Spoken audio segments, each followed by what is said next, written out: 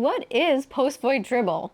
Well, it's that annoying, embarrassing drips of urine that end up on your pants and the seat of your fly when you finished urinating and walked away from the toilet. So why does this happen? Well, before we get into the causes, let's go over some anatomy. So here we have a male pelvis. The bony parts of the male pelvis are here. Your butt bones are here. Everything in the middle is considered the pelvic floor or the perineum, which also includes your genitals. What you see here are the superficial urogenital muscles, which include the bulbospongiosus muscle and the ischiocavadosis muscles. Now, these muscles are really important. Why? They aid in erections. They also support ejaculation, so they rhythmically contract and relax during ejaculation. But they also assist in eliminating any trapped urine that might be left over in the urethra. What is the urethra?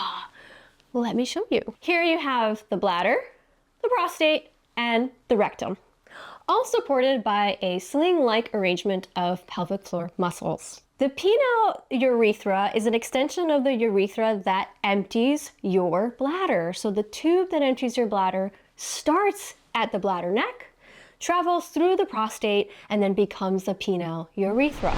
So what are some of the causes for leaking urine after you just went to the bathroom? One of the causes may be due to something called BPH, or benign prostatic hyperplasia, otherwise known as an enlarged prostate. Now, not all enlarged prostate tissue is problematic.